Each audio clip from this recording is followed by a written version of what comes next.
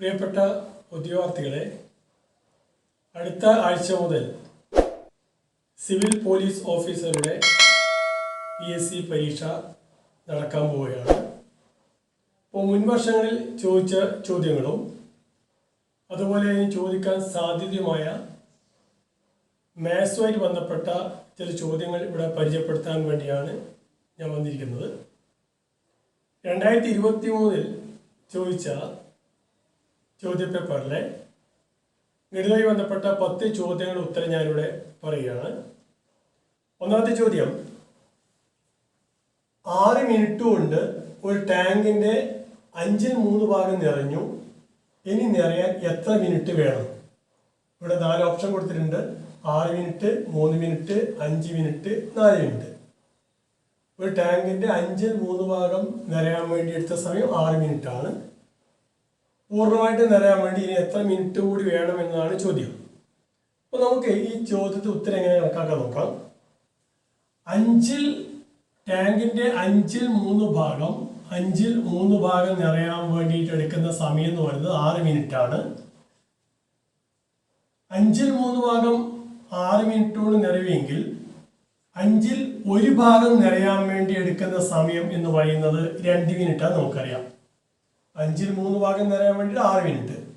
അപ്പോൾ അതിൻ്റെ 1/3 ഭാഗം സമയം മാത്രമേ 1/5 ഭാഗം നിറയാൻ വേണ്ടൂ. അത് 2 മിനിറ്റാണ്. 1/5 ഭാഗം നിറയാൻ വേണ്ടി 2 മിനിറ്റാണ്. 5/3 ഭാഗം നിറഞ്ഞാൽ ഇനി ബാക്കി നിറയുന്ന ഭാഗം എത്രയാണെന്ന് വെച്ചാൽ 5/2 ഭാഗമായിരിക്കും. 5/3 ഭാഗം നിറഞ്ഞു, ഇനി നിറയേണ്ടത് 5/2 ഭാഗമാണ്.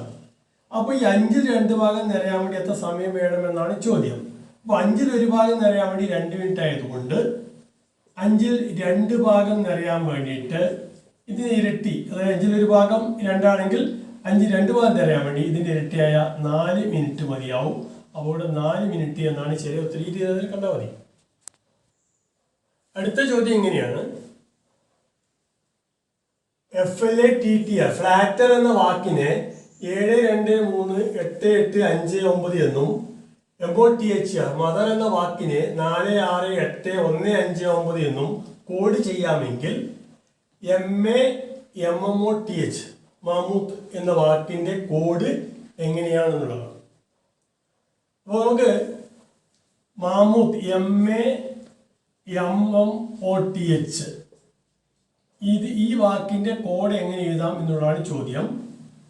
അപ്പോൾ നമുക്കിവിടെ FLATTR ഫ്ലാറ്റർ എന്ന വാക്കുകൊണ്ട്, MOTHR മദർ എന്ന വാക്കുണ്ട്. ഈ 2 വാക്കിലെയും അക്ഷരങ്ങൾ ആൽഫബറ്റ് ഇതിലുണ്ട്. അപ്പോൾ അതിന് സമാനമായത് എന്താണെന്ന് കണ്ടുപിടിച്ചാൽ മതിയാവും. നോക്കൂ, ഇവിടെ ആദ്യത്തെ M ആണ്. അപ്പോൾ മദർ എന്ന് പറയുന്ന ഇതിൽ M എന്ന അക്ഷരമുണ്ട്. അപ്പോൾ ഈ M എന്ന അക്ഷരം അത് കോഡ് ചെയ്യുന്നത് 468159 ആയതുകൊണ്ട് ഈ എമ്മിൻ്റെ പൊസിഷനിൽ വരുന്ന ഈ ഡിജിറ്റ് എന്ന് പറയുന്നത് 4 ആണ്. അതുകൊണ്ട് അവിടെ നമുക്ക് 4 എന്ന് കാണാം. അടുത്തത് A ആണ്. A എന്നത് ഫ്ലാറ്റർ എന്ന വാക്കിലുണ്ട്. A എന്ന് പറയുന്നത് 3ാമത്തേതാണ്. ഇവിടെ 3ാമത് വരുന്നത് 1 2 3ാമത്തെ 3 ആണ്. അപ്പോൾ 4 3 ഇനി അടുത്തത് വീണ്ടും M ആണ്. നേരത്തെ കണ്ടെത്തിയ എമ്മിന് 4 ആണ്. വീണ്ടും 2 M ഉണ്ട് ഇവിടെ. അപ്പോൾ 4 എന്ന് ചേർക്കാം നമുക്കിവിടെ. അടുത്തത് O ആണ്. O എന്നത് MOTHR 2ാമത്തെ അക്ഷരമാണ്. 2ാമത്തെ അക്ഷരം സമാനമായിട്ടുള്ള ഡിജിറ്റ് എന്ന് പറയുന്നത് ഇവിടെ 6 ആണ്. അപ്പോൾ 6 എന്ന് കൊടുക്കാം. അടുത്തത് ലാസ്റ്റ് 6 MMO. ഇനി MMO ആയി. T അടുത്തത് T എന്ന് പറയുന്നത് 3ാമത്തെ അക്ഷരമാണ്. 3ാമത്തെ അക്ഷരം എന്ന് പറയുന്നത് നമുക്കിവിടെ 1 2 3 അവിടെ 8 എന്ന് ആയിരിക്കും. അടുത്തത് H ആണ്. H എന്നത് MOTHലുണ്ട്. 4ാമത്തെ വരിക H. അത് സമാനമായിട്ട് 1 2 3 4ാമത്തെ 1 ആണ്. അപ്പോൾ ഇങ്ങനെ വരും. അപ്പോൾ 4 3 4 4 6 8 1 4 3 4 4 6 8 ഈ A എന്ന ഓപ്ഷനാണ് ഇവിടെ വരിക. അപ്പോൾ ഇത് ഉത്തരം A ആണ്. കാണാം. അടുത്ത ചോദ്യം ഇങ്ങനെയാണ്. ഒരു തൊഴിൽ സ്ഥാപനത്തിലെ പുരുഷന്മാരുടെയും സ്ത്രീകളുടെ എണ്ണം 6:5 എന്ന അംശബന്ധത്തിലാണ്. അതിൽ 10 സ്ത്രീകൾ പിരിഞ്ഞു പോയാൽ ഇപ്പോഴത്തെ അംശബന്ധം എത്ര എന്നുള്ളതാണ്.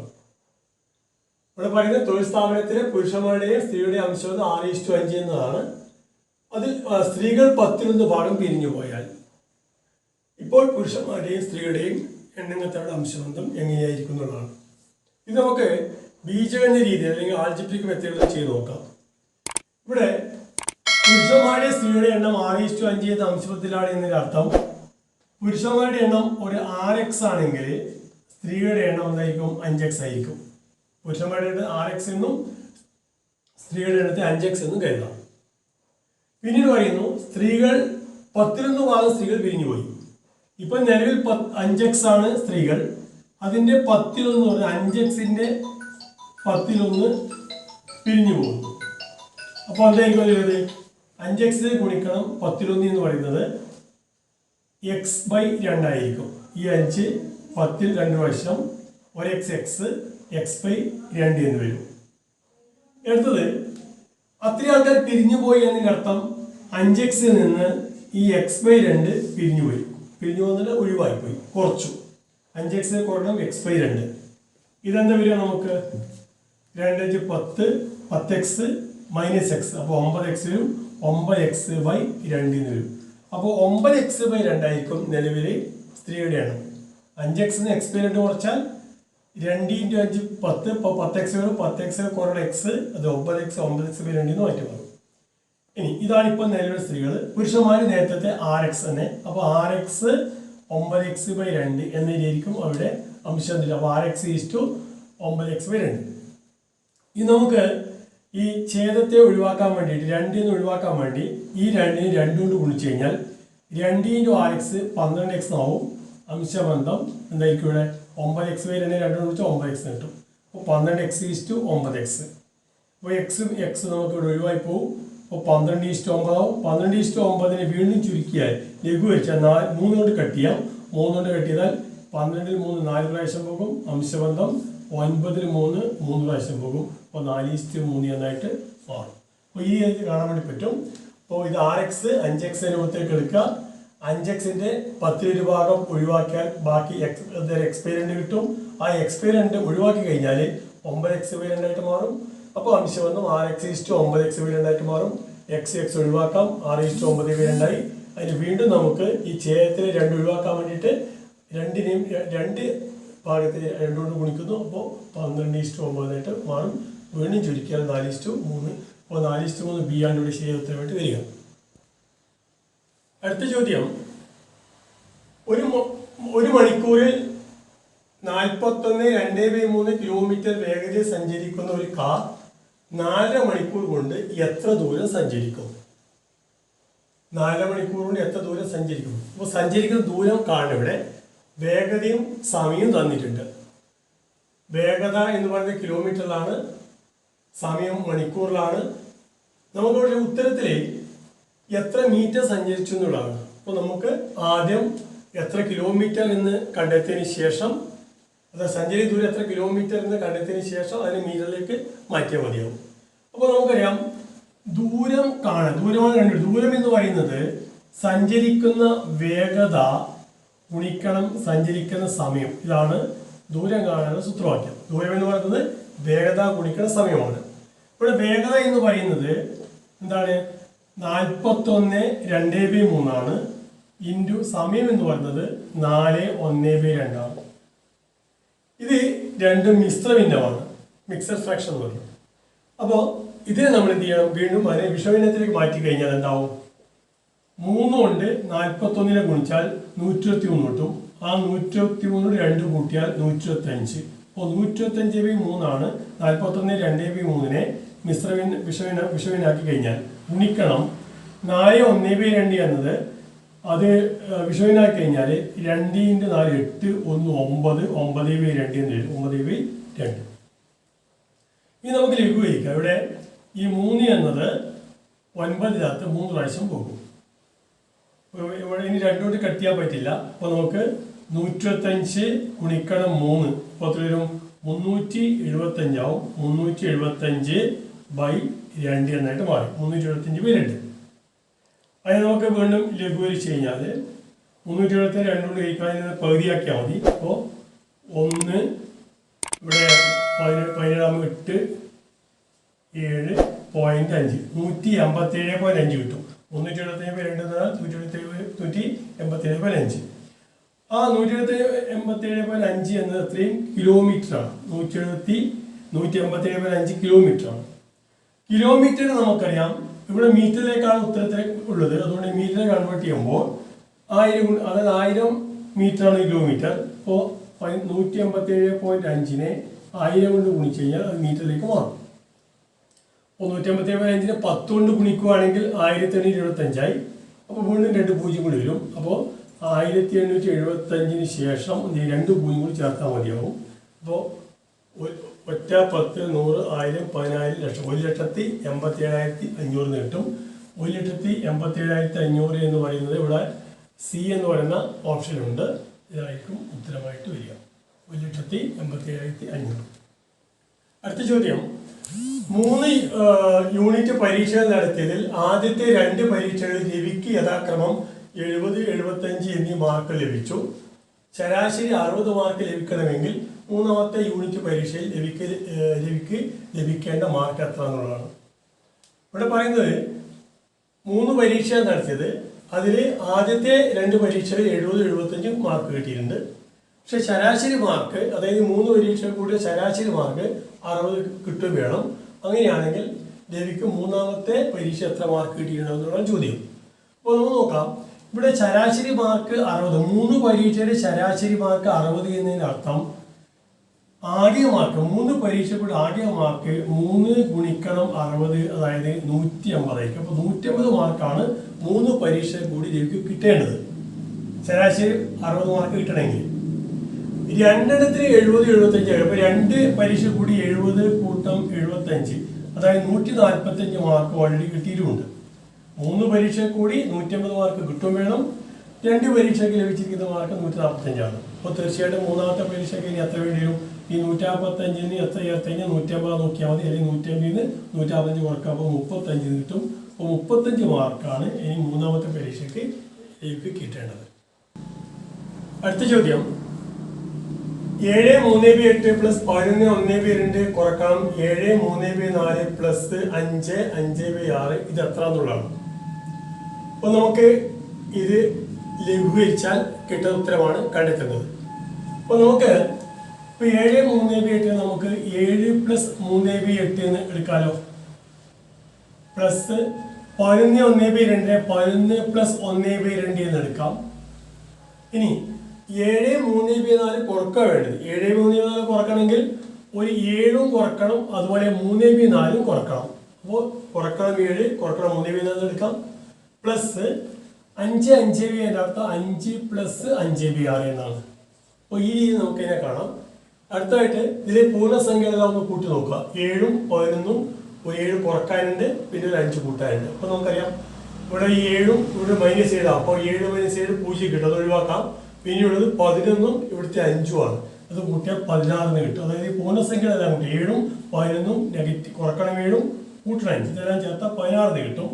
അതിനോട് എന്ത് കൂട്ടാനുണ്ട്? പ്ലസ് ഈ 3, 8 1, 2 കുറക്കണം 3, 4 5, 6 ഈ 4 നമുക്ക് ചെയ്ത് കാണണം.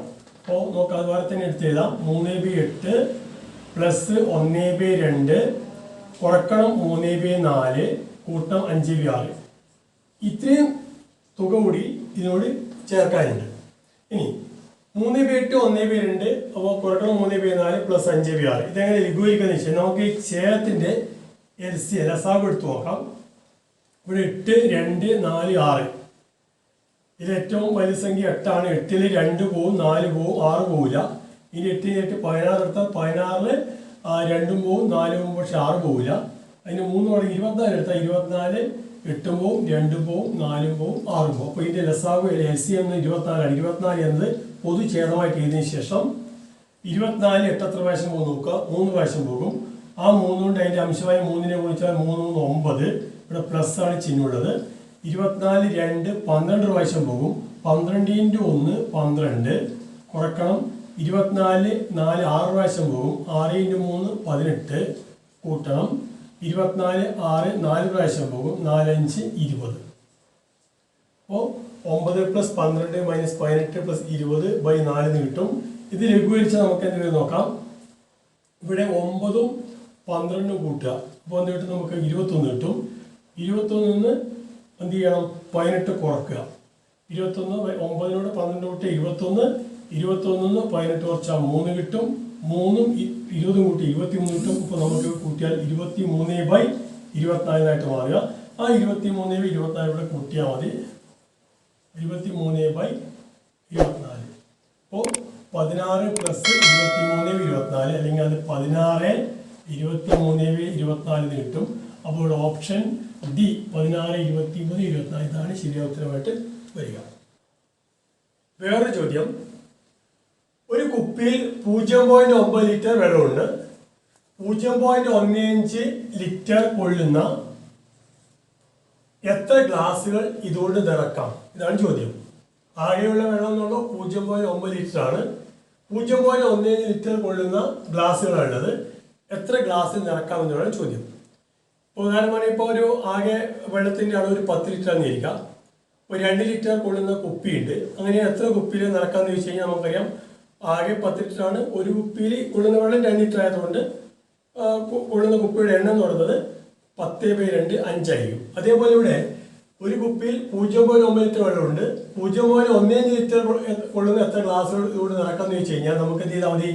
ആകെയുള്ള വെള്ളത്തിൻ്റെ അളവിനെ ഒരു കുപ്പിയിൽ കൊള്ളുന്ന വെള്ളത്തിൻ്റെ അളവായ 0.15 കൊണ്ട് ഹരിച്ചാൽ മതിയാവും. അപ്പോൾ 0.9 ഹരിക്കണം 0.15, അതായത് ദശാംശം പിന്നെ കൊണ്ട് ഹരിക്കാൻ പറ്റുമോ എന്നുള്ളൊരു ചോദ്യമാണത്. അപ്പോൾ 0.9/0.15 ഇത് നമുക്ക് ഇതെങ്ങനെ ലഘൂകരിക്കാന്ന് വെച്ച് കഴിഞ്ഞാൽ ഈ ദശാംശം 0.15 2 ദശാംശമുള്ളതുകൊണ്ട് ഇതിനെ 100 കൊണ്ട് ഗുണിക്കുമ്പോൾ അത് 15 ആയിട്ട് മാറും. അപ്പോൾ ചേർത്ത് 100 കൊണ്ട് ഗുണിക്കുമ്പോൾ അംശത്തിൽ എന്ത് ചെയ്യണം? 100 കൊണ്ട് ഗുണിക്കണം. അപ്പോൾ ഇങ്ങനെ മാറ്റാം.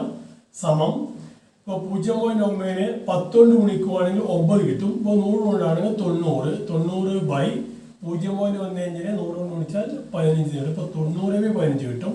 90 എത്ര 15 പോവും? 6/90 ആണ്. അപ്പോൾ 6 ഗ്ലാസുകൾ നിറക്കാൻ വേണ്ടി പറ്റുമെന്ന് കണ്ടെത്താം. അപ്പോൾ ബി ഓപ്ഷൻ ബി 6 എന്നാണ് ഇവിടെ ശരിയായ ഉത്തരമായിട്ട് വരിക. അടുത്ത ചോദ്യം, ഒരു കുടുംബത്തിലെ 5 കുട്ടികൾ തമ്മിലുള്ള വയസ്സ് 5 കുട്ടികൾ തമ്മിൽ 3 വയസ്സ് വ്യത്യാസമാണുള്ളത്. എല്ലാവരുടെയും വയസ്സുകളുടെ തുക 50 ആണ് എങ്കിൽ ഇളയ കുട്ടിയുടെ വയസ്സ് എത്ര എന്നുള്ളതാണ്. ഒരു കുടുംബത്തിൽ 5 കുട്ടികളുണ്ട്. അവരുടെ വയസ്സ് വ്യത്യാസം 3 ആണ്. എല്ലാവരുടെയും വയസ്സിന്റെ തുക 50 ആണെന്ന് ചോദ്യം തന്നിട്ടുണ്ട്. അങ്ങനെയാണെങ്കിൽ ഇളയ കുട്ടിയുടെ വയസ്സ് എത്രയാണ്? ഇത് നോക്കുവാണെങ്കിൽ നേരത്തെ ചെയ്ത പോലെ ബീജഗണിതത്തിൽ ചെയ്യാൻ വേണ്ടി പറ്റും. എങ്ങനെ? ഇളയ കുട്ടിയുടെ വയസ്സാണ് കണ്ടുപിടിക്കേണ്ടത്. അപ്പോൾ ഇളയ കുട്ടിയുടെ വയസ്സ് x എന്ന് കരുതുക. അപ്പോൾ തൊട്ട് മൂത്ത കുട്ടിയുടെ വയസ്സ് എന്ന് പറയുന്നത് 3 വയസ്സ് വ്യത്യാസം എന്ന് പറയുമ്പോൾ x + 3 ആയിരിക്കും. അടുത്തത് അതിനോട് വീണ്ടും 3 കൂട്ടി x + 6 എന്ന് കിട്ടും. അടുത്താണ് x + 6ഉം 3 കൂട്ടി x + 9 ആയിരിക്കും. അഞ്ചാമത്തെ കുട്ടിയുടെ വയസ്സ് x + 9 12 x + 12 ആയിരിക്കും. അപ്പം ഇങ്ങനെയായിരിക്കും ആ കുട്ടിയുടെ വയസ്സ്. ഇനി ആകെ തുക എന്ന് പറയുന്നത് ഇവയെല്ലാം കൂട്ടിക്കഴിഞ്ഞാൽ എന്ത് കിട്ടും? നമുക്ക് 50 എന്ന് പറയുന്നുണ്ട്. അപ്പോൾ ഈ എക്സും x + 3ഉം x + 6ഉം x + 9ഉം x + 12 ഇതെല്ലാം കൂടി കൂട്ടിക്കഴിഞ്ഞാൽ 50 തുല്യമാണെന്ന് തന്നിട്ടുണ്ട്. ഇനി ഇതെങ്ങനെ ചെയ്യാം? x കൂടി 2x 2x 3x x 4x x 5x x എല്ലാം കൂട്ടി ഇവിടെ 5x എന്ന് കിട്ടും. പ്ലസ് സംഖ്യ കൂട്ടിയാൽ 3 6 9 9 18 18 12 30 വരെ. അപ്പോൾ 5x + 30 ഇത് എത്ര തുല്യമാണ്? 50 തുല്യമാണ്. 5x-നോട് 30 കൂട്ടിയാലാണ് 50 കിട്ടുക. അപ്പോൾ 5x എന്നത് 50 നിന്ന് 30 കുറവായിരിക്കും, അതായത് 20. 5x = 20 കിട്ടും. 5 കൊണ്ട് x-നെ ഗുണിച്ചാലാണ് 20 കിട്ടുക. അപ്പോൾ x എന്നത് 20നെ 5 കൊണ്ട് ഹരിച്ചാൽ മതി, അതായത് 4 എന്ന് കിട്ടും. അപ്പോൾ x എന്നത് 4 ആണ്. x എന്ന് പറയുന്നത് ഏറ്റവും ഇളയ കുട്ടിയുടെ വയസ്സാണ് നമ്മൾ എടുത്തിരിക്കുന്നത്. അപ്പോൾ x 4. അപ്പോൾ ഓപ്ഷൻ എ 4 എന്നത് ശരിയായ ഉത്തരമായിട്ട് വരിക. ഇനി വേണമെങ്കിൽ നമുക്ക് ഈ ഓപ്ഷൻ എടുത്ത് വേണം മുന്നോട്ട് പോകാം. ആദ്യത്തെ കുട്ടിയുടെ വയസ്സ് 4 എന്ന് എടുക്കുന്നു. അപ്പോൾ പിന്നെ അടുത്തത് 4 3 7 7 3 10 10 3 13 13 3 16 28 അത് കൂട്ടി നമുക്ക് 50 കിട്ടുമെന്ന് നോക്കുക. അപ്പോൾ ആദ്യത്തെ ഓപ്ഷൻ എടുക്കുമ്പോൾ തന്നെ ശരിയാവും, അല്ലെങ്കിൽ പിന്നെ അടുത്ത് നോക്കുക. അങ്ങനെ ചെയ്യാൻ പറ്റും. അപ്പോൾ ഈ രീതിയാണ് കുറച്ചുകൂടെ അഭികാമ്യം. അടുത്ത ചോദ്യം, ഒരു വസ്തുവിന്റെ വില 20% കുറച്ച് 200 രൂപയായി. പിന്നീട് അത് 150 രൂപയ്ക്ക് വിറ്റു. ആകെ വന്ന നഷ്ടശതമാനം എത്ര എന്നുള്ളതാണ് ചോദ്യം. ഒരു വസ്തുവിന്റെ വില 20% കുറച്ച് 200 രൂപയായി എന്ന് പറഞ്ഞാൽ ഒരു വസ്തുവിന്റെ 20% കുറച്ച വിലയാണ് 200 രൂപ. അപ്പോൾ ഇവിടെ നമുക്ക് നഷ്ടശതമാനം എത്രയാണെന്ന് ചോദിച്ചു. 150 രൂപക്ക് പിന്നീട് വിറ്റപ്പോൾ ആകെ എത്ര നഷ്ടശതമാനം എന്താന്നുള്ളതാണ് ചോദ്യം. അപ്പോൾ നഷ്ടശതമാനം എന്ന് പറഞ്ഞാൽ നഷ്ടം ബൈ വാങ്ങിയ വില ഗുണിക്കണം 100 അതാണ്. അപ്പൊ യഥാർത്ഥ വില എന്താണെന്ന് കാണണം. യഥാർത്ഥ വില എങ്ങനെ വരിക? 20% കുറച്ചിട്ടാണ് 200ആയിട്ട് മാറിയത്. 20% കുറച്ചപ്പോൾ 200 രൂപ ആണെങ്കിൽ ആ വസ്തുവിന്റെ 80% ഈ പറഞ്ഞ 200 രൂപ. 200% കുറച്ച് വിറ്റതാണ് 200 രൂപയ്ക്ക്. അപ്പോൾ യഥാർത്ഥ വിലയുടെ 80% 200 രൂപ. അപ്പൊ യഥാർത്ഥ വില 80% 200 ആണെങ്കിൽ അതിന്റെ 20% എന്ന് പറയുന്നത് 80-ന്റെ 20% എന്ന് പറയുന്നത് 4 ഭാഗമാണ്, അത് 50 ആയിരിക്കും. 80% 200 ആണെങ്കിൽ 20% 50 ആയിരിക്കും. അപ്പൊ മൊത്തം 100% ഫുള്ള് എന്ന് പറയുന്നത് യഥാർത്ഥ വില എന്ന് പറയുന്നത് 250 കൂട്ടൽ 250 രൂപയാണ്. 250 രൂപയാണ് യഥാർത്ഥത്തിൽ ഈ വസ്തുവിന്റെ ശരിക്കുള്ള വില. പിന്നീട് പറയുന്നു അത് 150 രൂപക്കാണ് വിറ്റത്. അപ്പോൾ 250 രൂപ വിലയുള്ള ഒരു വസ്തു 150 രൂപക്ക് വിറ്റു. അപ്പോൾ ശരിക്കും പറഞ്ഞാൽ നഷ്ടം എത്രയാണ്? യഥാർത്ഥത്തിൽ നഷ്ടം എന്ന് പറയുന്നത് 250 നിന്ന് 150 കുറച്ച് കഴിഞ്ഞാൽ 100 രൂപയാണ് നഷ്ടമായിട്ട് വരിക. 100 രൂപ നഷ്ടം. അപ്പോൾ നമുക്ക് നഷ്ടശതമാനമാണ് കണ്ടുപിടിക്കേണ്ടത്. നഷ്ടശതമാനം എന്ന് പറഞ്ഞാൽ നഷ്ടം ബൈ യഥാർത്ഥ വില വാങ്ങിയ വില 250 ഗുണിക്കണം 100. ഇതാണ് നഷ്ടശതമാനം എന്ന് പറയുന്നത്. ഇതാണ് നമുക്ക് കണ്ടുപിടിക്കേണ്ടത് നഷ്ടശതമാനം എത്ര എന്നുള്ളതാണ്. അപ്പോൾ നഷ്ടം 250 വിലയുടെ സാധനം 150 രൂപയ്ക്കാണ് വിൽക്കുന്നത്. അപ്പോൾ നഷ്ടം 100 രൂപ. അപ്പോൾ നഷ്ടം ബൈ യഥാർത്ഥ വില ഗുണിക്കണം 100 നഷ്ടശതമാനം. നമുക്ക് ലഘൂകരിച്ച് എന്ത് കിട്ടും? ഈ 0 0 പോകും. അതുപോലെ ഈ 25 100-ന്റെ 4 പ്രാവശ്യം പോകും. അപ്പോൾ 4 ഗുണിക്കണം 10 40. അപ്പോൾ 40% യഥാർത്ഥ ഇവിടെ നഷ്ടശതമാനം വരിക. അപ്പോൾ ഓപ്ഷൻ ബി 40% എന്നാണ് ശരിയായിട്ട് വരിക. അടുത്ത ചോദ്യം, വിട്ടുപോയ സംഖ്യ ഏതെന്നുള്ളതാണ്. ഇത് എളുപ്പമുള്ള ചോദ്യമാണ്. 10, 43, 175 ഇവിടെ വിട്ടുപോയിട്ടുണ്ട്. 2815 ഇതിൽ വിട്ടുപോയ സംഖ്യ ഏതെന്നുള്ളതാണ് ചോദ്യം. ഇവിടെ 4 ഓപ്ഷൻ നൽകിയിട്ടുണ്ട്. അപ്പോൾ നമുക്ക് ഇതൊന്ന് പരിശോധിച്ച് നോക്കാം. 10 കഴിഞ്ഞപ്പോൾ 43 പിന്നെ 175. ഇവിടെ 10-ന്റെ 4 മടങ്ങ് 40. ആ 40-നോട് ഒരു 3 കൂട്ടിയതാണ് 43. തൊട്ടടുത്തത് ഈ 175 ഇതേപോലത്തെ അത് തന്നെയാണ്. നോക്കാം. 43-നെ ഒരു 4 കൊണ്ട് ഗുണിച്ച് നോക്കിയാൽ എന്ത് കിട്ടും? 4 3 12 16 17 172 കിട്ടും. അതിനോടൊരു 3 കൂടി കൂട്ടി കഴിഞ്ഞാൽ 175 കിട്ടും. അപ്പോൾ ഈ രീതിയിലാണ് അതിൻ്റെ പോക്ക്. അതുകൊണ്ട് നമുക്ക് അടുത്തത് 175-നെ 4 കൊണ്ട് ഗുണിച്ചിട്ട് ഒരു 3 കൂട്ടിയതായിരിക്കും ഈ സംഖ്യ എന്ന് അനുമാനിക്കാം. അങ്ങനെയാണ് എന്ത് വരും? 175-നെ 4 കൊണ്ട് ഗുണിക്കുക. അപ്പോൾ 4 5 20 ബാക്കി 2 4 22 30 0 ബാക്കി 3 1 4 3 7. അപ്പോൾ എന്നിട്ട് നമുക്ക് 700 കിട്ടും. ആ 700-നോട് ഒരു 3 കൂടി കൂട്ടുക. അപ്പോൾ 703 ആയിരിക്കും ഇവിടെ വരിക. അടുത്തും അങ്ങനെ 703-നോട് 4 കൊണ്ട് ഗുണിച്ച് ഒരു 3 കൂട്ടി നോക്കാം. നമുക്ക് ഒന്നുകൂടി ഉറപ്പിക്കാൻ വേണ്ടിയിട്ട് 703-നെ 4 കൊണ്ട് ഗുണിച്ച് കഴിഞ്ഞാൽ 4 3 12 ബാക്കി 1 4 0 0 പ്ലസ് 1 28 2812 അതിനോട് ഒരു 3 കൂടി കൂട്ടുക. അപ്പോൾ 2815 കിട്ടും. അപ്പോൾ ഇത് ശരിയാണ്. അപ്പോൾ ഈ രീതി നമുക്ക് 10-നെ 4 കൊണ്ട് ഗുണിച്ച് 3 കൂട്ടി, 43-നെ 4 കൊണ്ട് ഗുണിച്ച് 3 കൂട്ടി, 175-നെ 4 കൊണ്ട് ഗുണിച്ച് 3 കൂട്ടി 703 കിട്ടും. ആ രീതിയിലാണ്. അതുകൊണ്ട് 703 ഉത്തരം വരിക. അപ്പോൾ ഡി ശരിയായ ഉത്തരമായിട്ട് വരും. മറ്റ് കൂടുതൽ ചോദ്യങ്ങൾ ഞാൻ അടുത്ത ഒരു ക്ലാസ്സിൽ ഇടുന്നതായിരിക്കും.